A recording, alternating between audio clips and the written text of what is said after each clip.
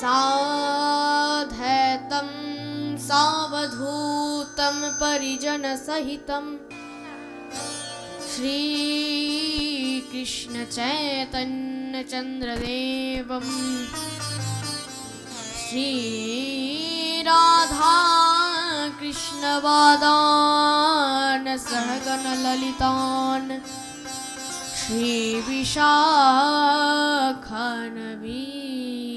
श्रीविशाखान्वितास्तु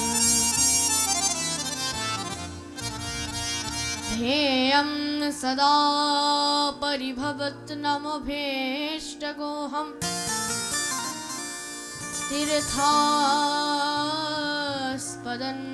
शिवविरिञ्चनतम स्वरन्नम् परित्राणतेऽहं प्रणतपानदिवोत्तम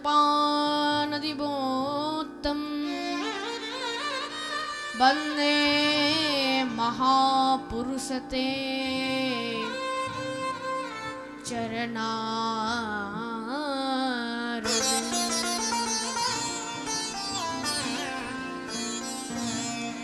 नारायणं नमस्कृतं नरं चैव नरोत्तमं देवीं सरस्वतीं व्यासं ततो जयमुदीरयेत्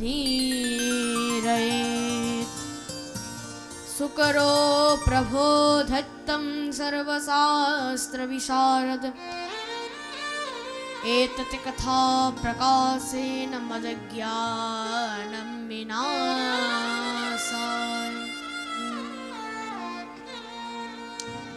आतोलितो बलधामं स्वर्णशैलावधीधं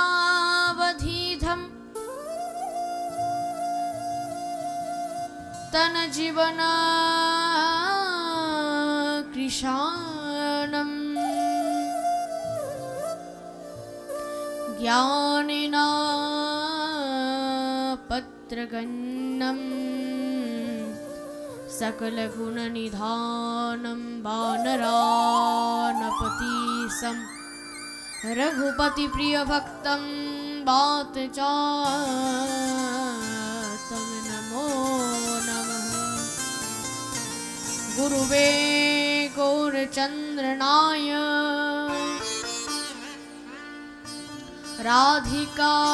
राधिकाय तदादये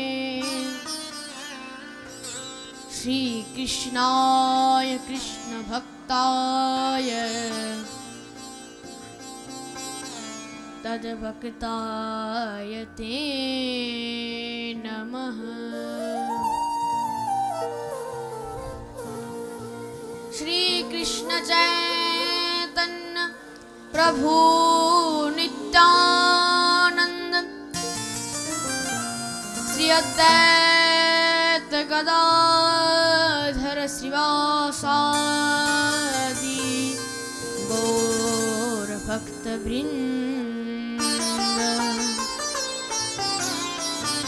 सबाई दोनों हाथ ऊपर करें हरे कृष्ण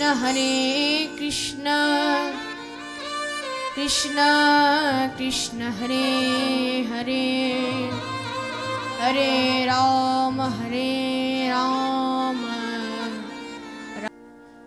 तो যাই হোক এই কথামৃত যার নিমিত্তে তিনি কে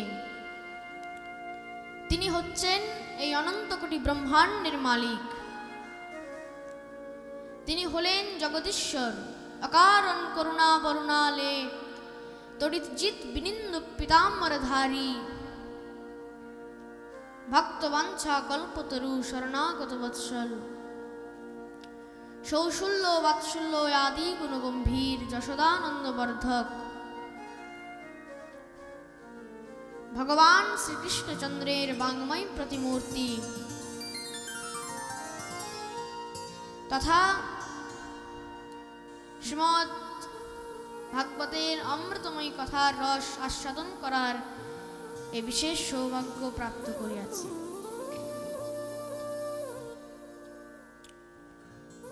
परमानंद चिन्मूर्ति अखिल ब्रह्मांड नायक जगत अधिपति त्रिलोकेश्वर नंदनंदन ब्रजेंद्र শ্রী রাধা শ্যামসুন্দরীর অসীম কৃপায় অসীম অনুকম্পায় আমরা সমস্ত ডোমরা গ্রামবাসী এবং অত্র অঞ্চলবাসী ভক্তবৃন্দগণ ভগবান শ্রীহরির এই দিব্য বাঙ্ময় প্রতিমূর্তি শ্রীমদ্ ভাগবতের এই অমৃতময়ী কথার রস আস্বাদন করার এই বিশেষ সৌভাগ্য প্রাপ্ত করিয়াছি।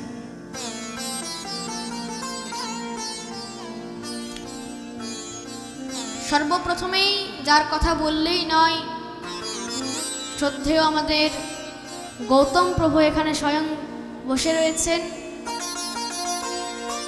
তো এই যে মহৎ হরিবাসর, এই যে অখণ্ড হরিনাম সংকীর্তন করানোর যে সংকল্প,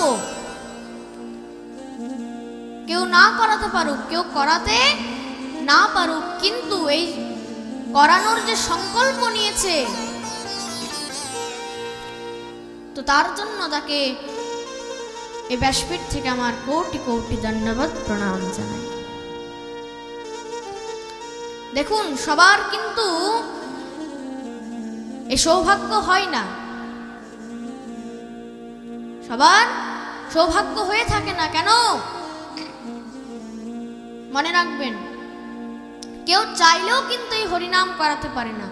আবার কেউ দেখবেন একবার সংকল্প নিয়ে নিল, তো দেখবে ভগবান যে কিভাবে তার সেই সংকল্প পূরণ করে দেবে সে কিন্তু নিজেও বুঝতে পারবে না। তাই গৌতম প্রভু আমি এখানে এসে শুনলাম যে তিনি বিগত কয়েক বছর ধরে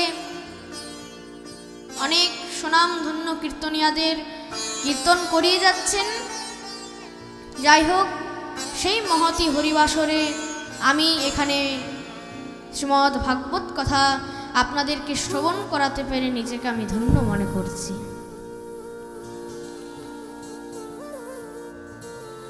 তো যাই হোক,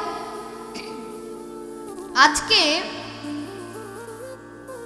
এই যে ভাগবত কথা আমাদের অনুষ্ঠিত হয়েছে, সবাই জানেন তো এটা কি উপলক্ষে হয়েছে? কি সবাই জানেন কি উপলক্ষে? জোরে বলো। শিবরাত্রি, শিব চতুর্দশী। তো আজকে যেহেতু আমাদের মহাশিবরাত্রি উপলক্ষে এই কথার আয়োজন করা হয়েছে, এবং দেখুন, যেহেতু একদিনের পাঠ, তো আসলে এই ভাগবত কথা কিন্তু সপ্তাহব্যাপী 7 দিনের পাঠ হয়, কিন্তু এখানে একদিনের কথা, তাই জন্য বেশি বিস্তার করা যাবে না। কিছু কিছু কথা নিয়ে আজকে আমাদের প্রসঙ্গ শুরু হবে। তাকেই বলে দিই কি কি হবে। আজকে আমরা শ্রবণ করব কিছু সৃষ্টির মাহাত্ম্য কথা, এবং আমরা শ্রবণ করব গজেন্দ্র বক্ষ স্তোত্র বর্ণন। আর যেহেতু আমাদের শিবরাত্রি উপলক্ষে হচ্ছে, তো শিবরাত্রি কি? মহাদেবের, শিবের যে শিবরাত্রি, এই শিবরাত্রিতে কি হয়েছিল? শিবের কি হয়েছিল? মহাদেবের বিবাহ হয়েছিল, তাই তো? তো সেই মহাদেবের বিবাহ আমরা শ্রবণ করব। যদি মহাদেবের কৃপা থাকে তাহলে আমরা অবশ্যই শ্রবণ করব।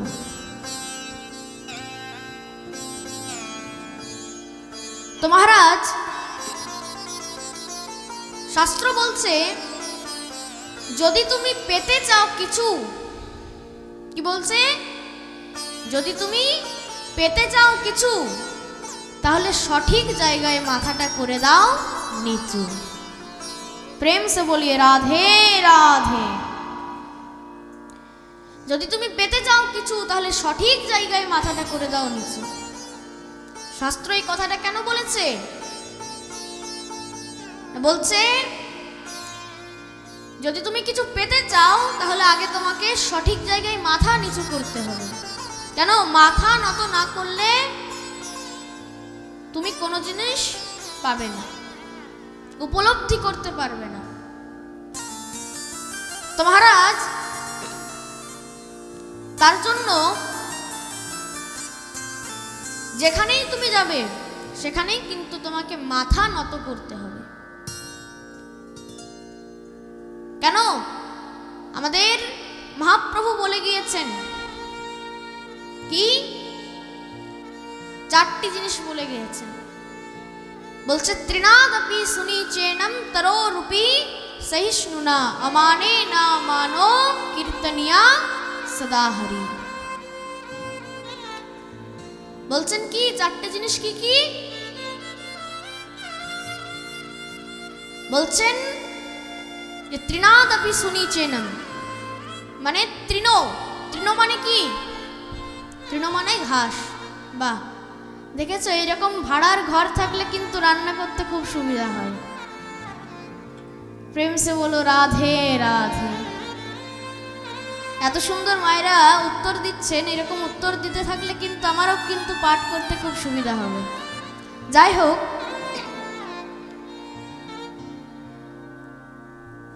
তো বলছে ত্রিনাদপি সুনিচেনম, ছোট হয়ে থাকো, ঘাসের থেকেও ছোট হয়ে থাকো,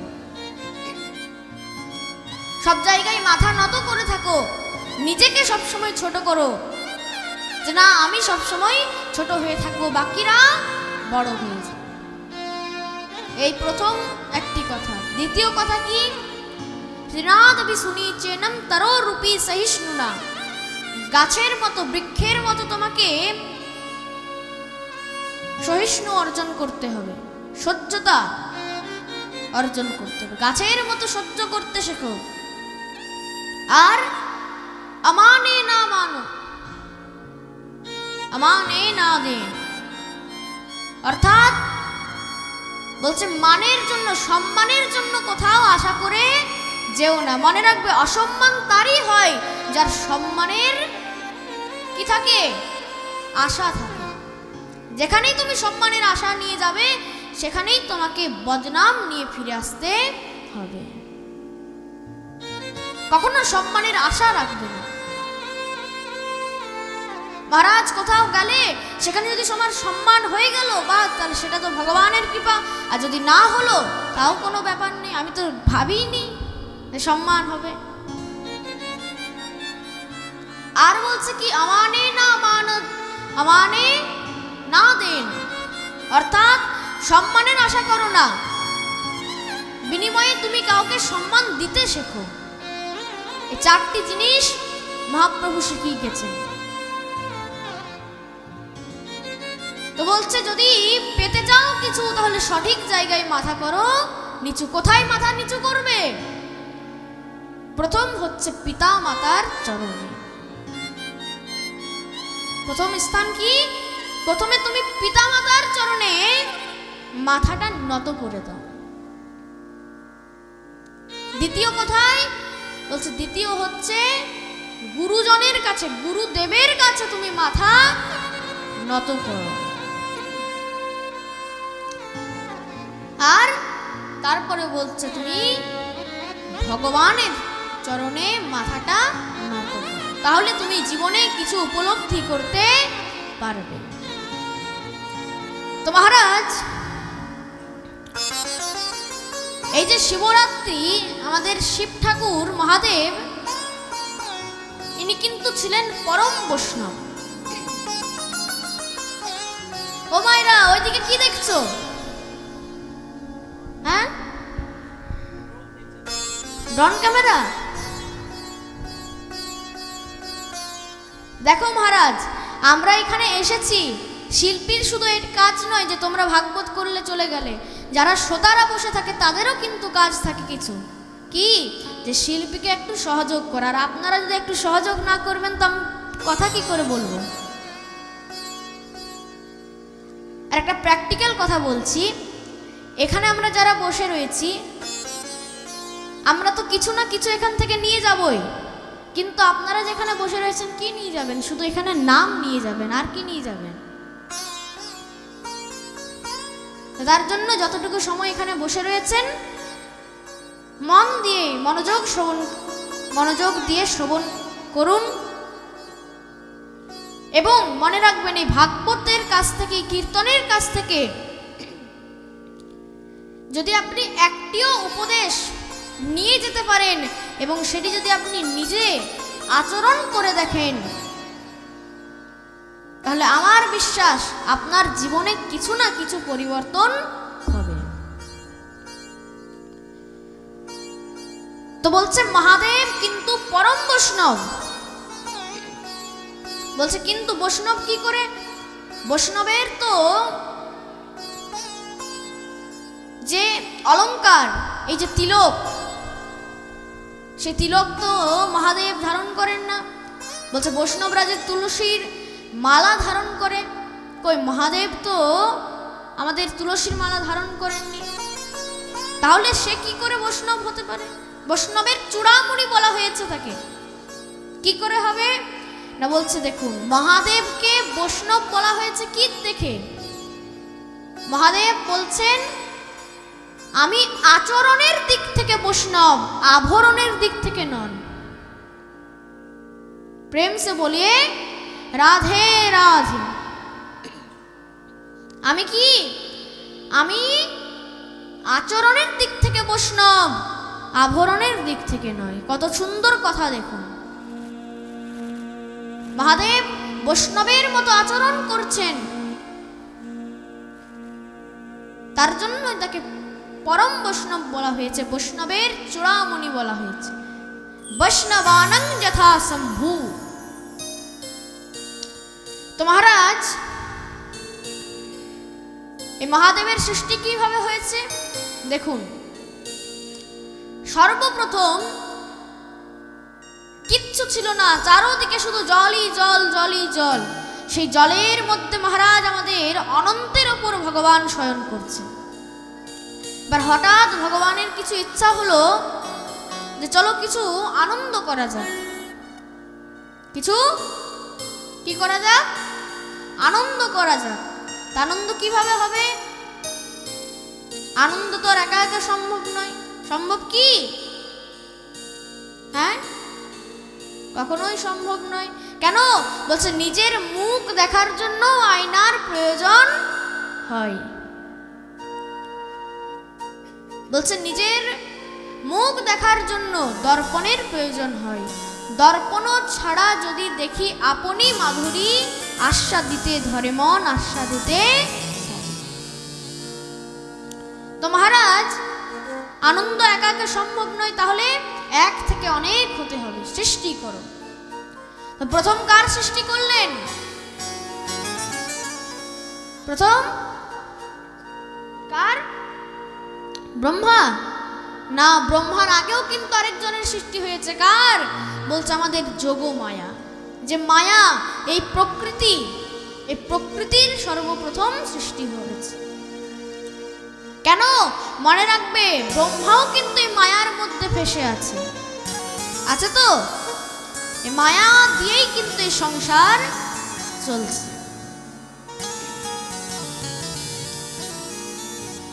তো মহারাজ, এইভাবেই দেখতে দেখতে প্রকৃতি থেকে মায়া হয়েছে এবং হঠাৎ একদিন ভগবানের নাভি কোমল থেকে এক বিরাট পদ্মের সৃষ্টি হলো। সেই পদ্মের মধ্যে এক দেবতার সৃষ্টি হলো, যার নাম কি?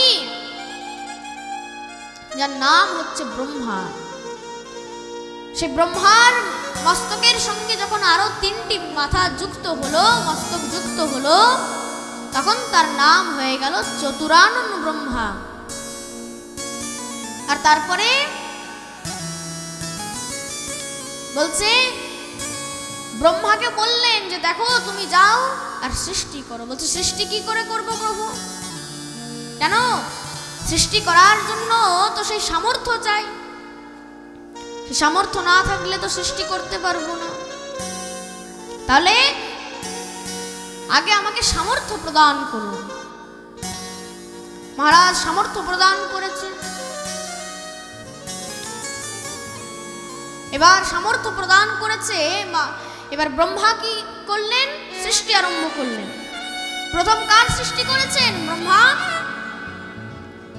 সনকাদি ঋষি।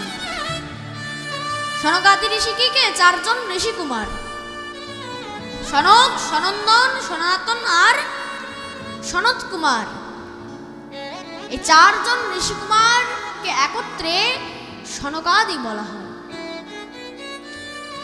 তো মহারাজ এই সনকাদি ঋষি তাদের সৃষ্টি করলেন, বললেন যাও তোমরা সৃষ্টি করো। বলছো প্রভু, হে পরমপিতা, সৃষ্টির জন্য তো সে সামর্থ্য চাই, সে সামর্থ্য পাবো কোথায়? বলছে যাও তোমরা তপস্যা করো, তপস্যা করলে তোমাদেরকে সামর্থ্য প্রদান করা হবে। তপস্যা করছে এবার মহারাজ। তপস্যা করতে করতে মন এমন নির্মল হয়ে গেল যে তারা চিন্তা করলেন যে আবার তপস্যা করে আবার এই মায়ার মধ্যে পড়ে কি লাভ। তাহলে তারা বুদ্ধি লাগালেন। ব্রহ্মা বলছেন যে বলো তোমরা বর চাও, তোমরা বর চাও, তোমাদের কি চাই? তখন সনকাদি ঋষি বুদ্ধি করে বললেন কি যে হে পরমপিতা, আমাদেরকে আপনি 5 বছরের ছোট্ট বাচ্চা করে রেখে দেন। বলছে ঠিক আছে তথাস্তু, যাও এবার সৃষ্টি করো। বলছে হে পরমপিতা, আপনি তো বললেন যে 5 বছরের ছোট্ট বাচ্চা হয়ে থাকতে, আর আমরা তো বাচ্চা, আমরা কি আর অন্য বাচ্চা জন্ম দিতে পারবো? কি বাচ্চা কি আর কখনো বাচ্চা জন্ম দিতে পারে? হ্যাঁ, কখনোই সম্ভব নয়। তাহলে আমরা সৃষ্টি করতে পারবো না। যেই মহারাজ বলেছেন সঙ্গে সঙ্গে ব্রহ্মার এমন রাগ উঠেছে, যেই ক্রোধান্বিত হয়েছেন সঙ্গে সঙ্গে তার এই ভ্রু যুগ্ম থেকে এক সন্তানের সৃষ্টি হলো। সন্তান হওয়া মাত্রই সে জোরে জোরে কাঁদতে আরম্ভ করেছে, কান্নাকাটি করছে, রোদন করছে, রোদন করছে। তো মহারাজ রোদনে ইতি রুদ্র, রোদন করার জন্য তার নাম হলো কি কি রুদ্র। এবং সেই রুদ্রই কিন্তু পরবর্তীকালে দেবাদিদেব মহাদেব নামে পরিচিত হলেন। বলে শিব শঙ্কর ভগবান কি।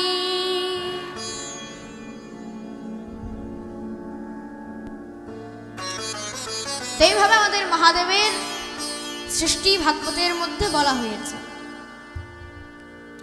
যাই হোক, এবারে আমরা যে কথা শ্রবণ করব সেটি হচ্ছে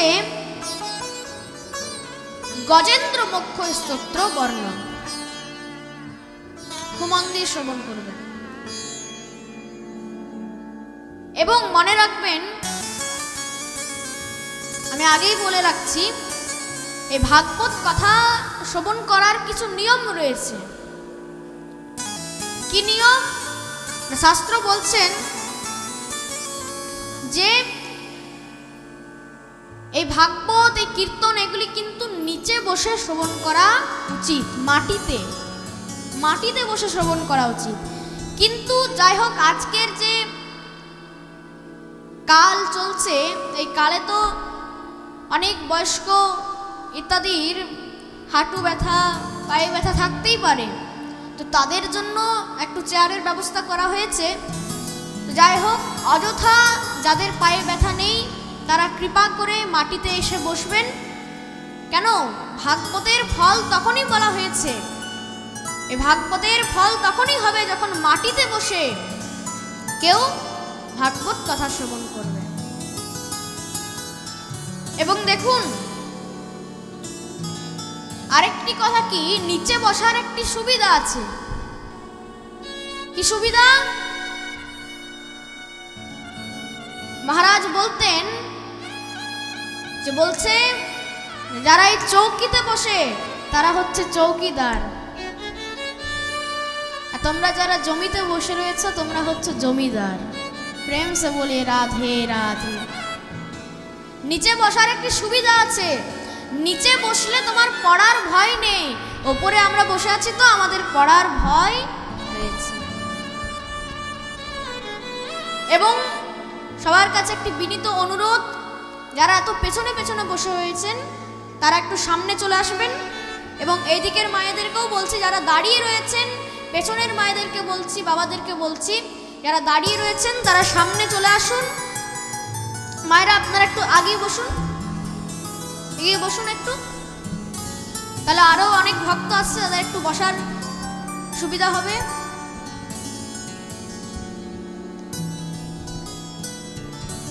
এবং যারা দাঁড়িয়ে আছেন বা এইদিকে যারা চেয়ারে বসছেন, যাদের হাঁটু ব্যথা নয় বা নেই, তারা কৃপা করে একটু এখানে মাটির মধ্যে এসে সামনে বসবেন।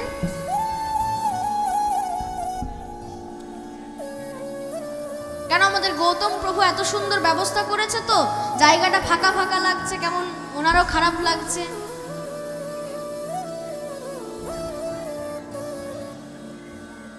সবাই শান্ত হয়ে বসবেন।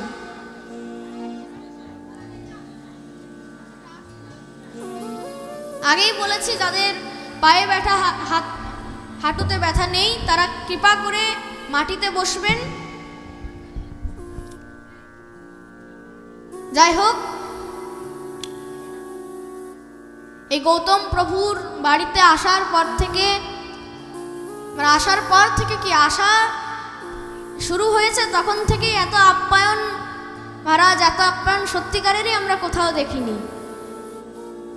একদম আসা থেকে আমাদেরকে বাড়িতে নিয়ে আসা পর্যন্ত কোনো আপ্যায়নের ত্রুটি রাখেননি। তার চরণে আমার শতকোটি দণ্ডবত প্রণাম।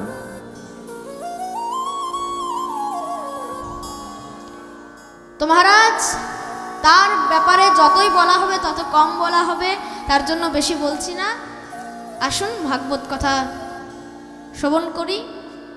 তার আগে, ভাগবত কথা শ্রবণ করার আগে আমরা একটি ভজনের আনন্দ নিয়ে আবার কথায় প্রবেশ করব।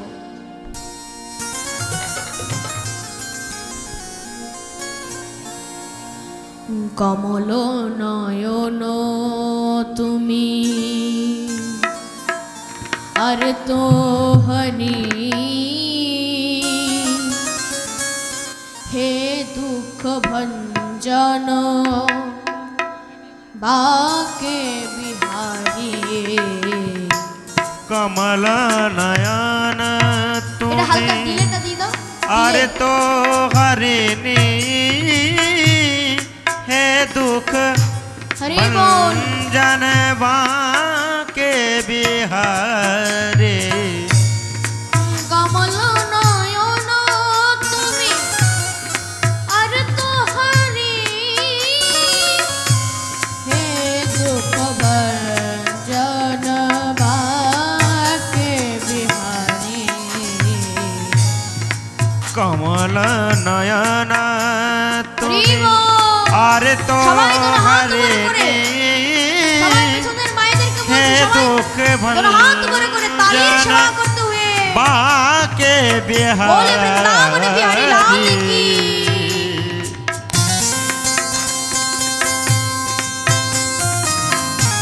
হরি বল।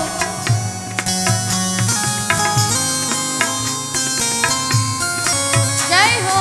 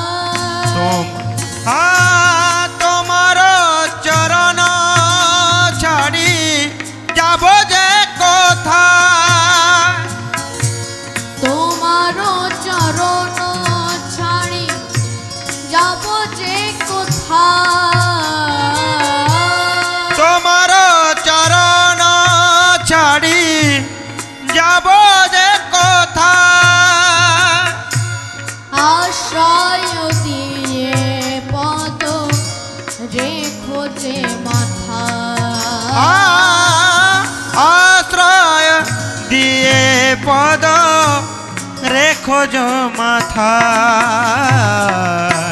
হে দীনবন্ধু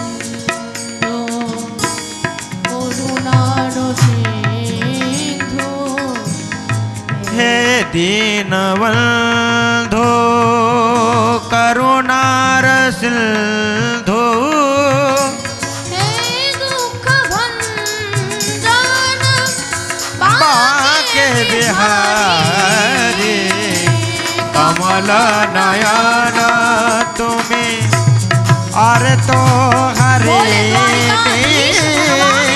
হে দুঃখ ভঞ্জন বাকে বিহারি কমল নয়ন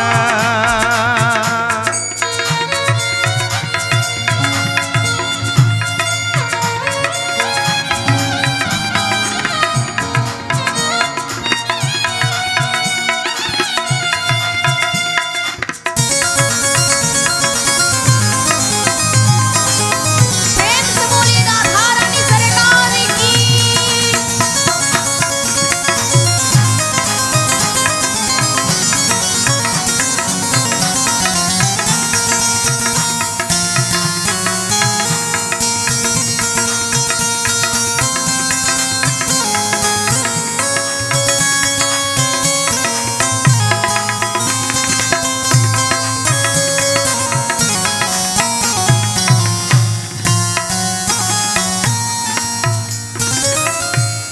এ লক্ষ 84 জনমে ঘুরেছি ये लख 84 জনমে ঘুরেছি এ লক্ষ 84 জনমে ঘুরেছি ये लख 84 জনমে ঘুরেছি তবে যে মানব দেহ ভাগে পেয়েছি তবে যে মানব দেহ ভাগ পেয়েছি গোবিন্দ দিয় এমে শরণ তোমারি গোবিন্দ দিয় এমে শরণ তিহারি हे दुख भंजन बाके बिहारी कमल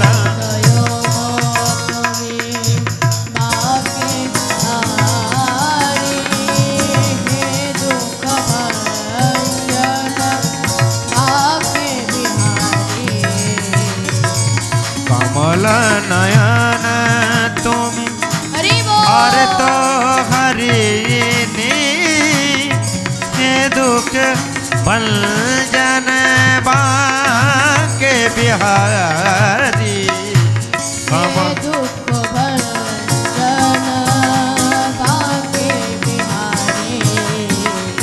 हे दुख भंजन बाके बिहारी